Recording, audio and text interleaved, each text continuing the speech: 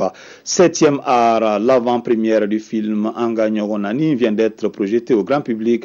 L'œuvre met en lumière nos vécus quotidiens. Adam Traoré. Le scénario de ce long métrage Angagno Nani est centré sur l'inégalité entre la classe dite riche et celle dite pauvre. Dans la salle de ciné Babemba, le silence est pesant. Des milliers de personnes retiennent leurs émotions.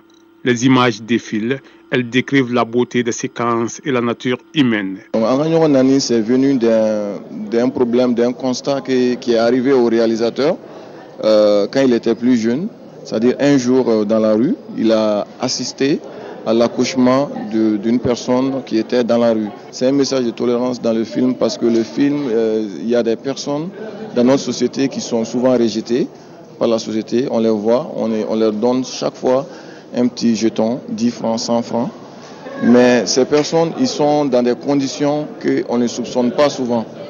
Et c'est déplorable parce que ça amène à la délinquance. Ce film est un véritable hymne à la vie, un bel univers plein de sensibilité, une œuvre de conscience exhumant les mépris que subissent les personnes réduites à la mendicité.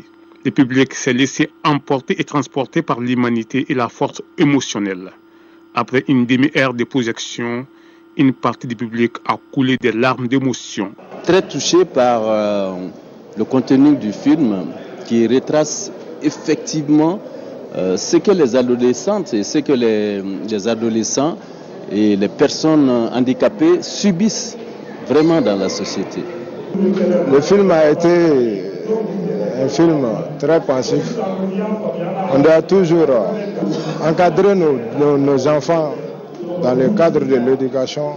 Si toutefois les gens qui sont riches peuvent venir en aide aux enfants des mendiants, ça serait, moi, ça me fera beaucoup plaisir. À la fin du film, les spectateurs ont interpellé les pouvoirs publics et les personnes de bonne volonté